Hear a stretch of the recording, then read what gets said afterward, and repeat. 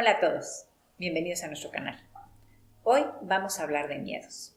Y hoy estoy aquí con Carla. Carla, bienvenida, ¿cómo estás? Hola Lupita, muy bien, muchas gracias. Hola amigos, mucho gusto de saludarlos. Y bueno, pues vamos a estar hablando de los miedos. Yo creo que estas emociones que causan los miedos, este temor, pues desprenden pues muchas cosas. Por supuesto, Lupita. Uno de los miedos que creo que todos vivimos de alguna manera, de una forma o de otra, pues la pandemia, ¿no? Sí. El miedo a la incertidumbre, el miedo a enfermarme, el miedo al futuro, o sea, una serie de miedos que de alguna manera pues, nos bloquearon, ¿no? Y yo en este sentido te diría que pues, los miedos pues, nos pueden empoderar a veces, pero también nos pueden pasmar. Exacto. Y bueno, yo te diría, Lupita, yo no sé si estén de acuerdo amigos, que es cierto, en algún sentido nos bloquearon y dependiendo también las personas, pero a mucha gente también le fueron impulsores, porque estás de acuerdo que claro, había un miedo real a la muerte, porque había gente que estaba muriendo, pero también la gente empezó a adaptarse, empezó a ser resiliente. A mí me admiraban personas que empezaron a agarrar una silla para hacer ejercicio, empezaron a cambiar su estilo de vida. Entonces creo que los miedos, efectivamente, como tú dices, pueden ser nuestros peores enemigos, pueden ser aquellos que nos limitan, que nos detienen, pero también pueden ser aquellos que nos ayudan a sobrevivir.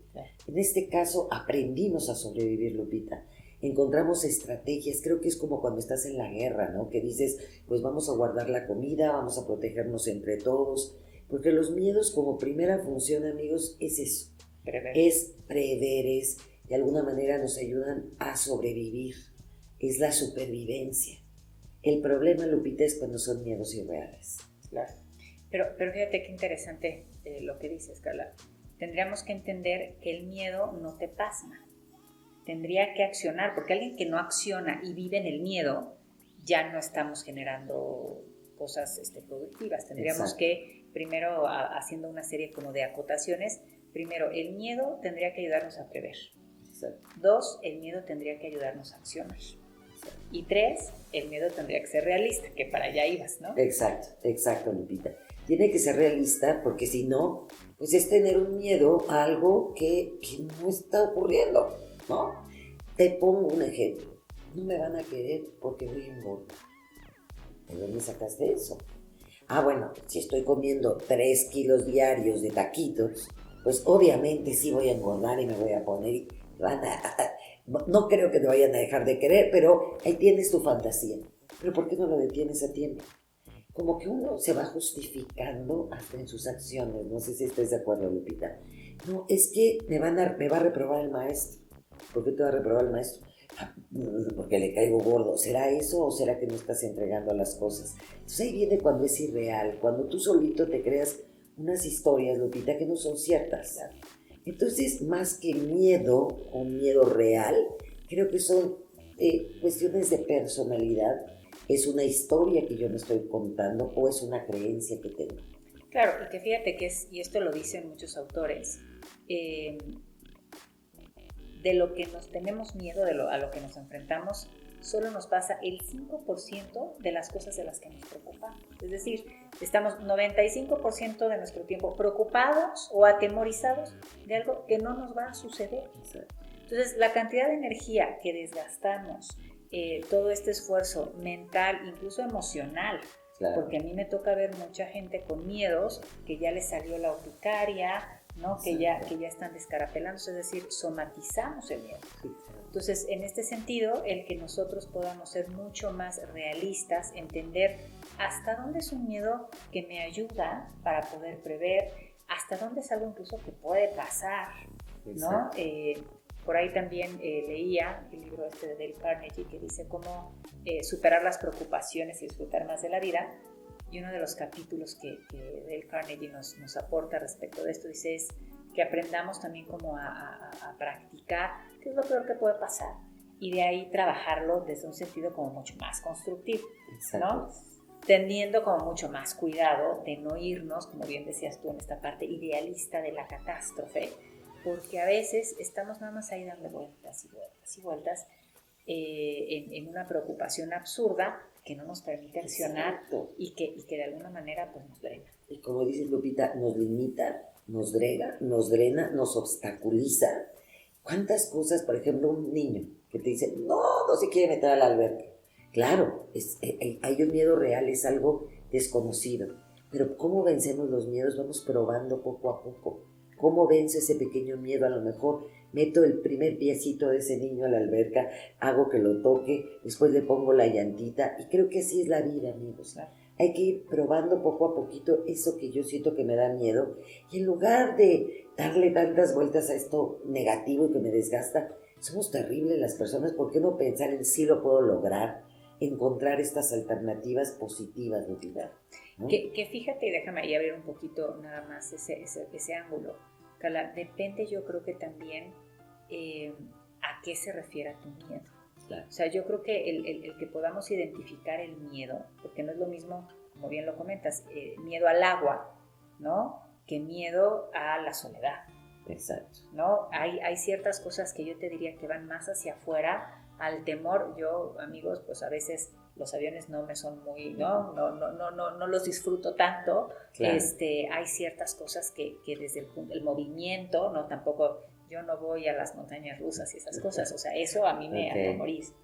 Y yo te diría, veo que son miedos como más hacia lo externo, pero hay otros miedos que los veo más hacia lo interno, ¿no? Un poco lo que les decía, el miedo a la soledad, el miedo al rechazo, el miedo al futuro respecto de qué, a no tener control, ¿no? Y estas son, yo te diría que pudiera ser más estas conversaciones con uno mismo de qué me significan las cosas, ¿no? Exacto. Entonces, y son muy comunes, Lupita, esos miedos de los que tú estás hablando son los miedos más comunes que tenemos los seres humanos. También hemos oído lo del avión, ¿están de acuerdo? Y hemos oído lo de la alberca.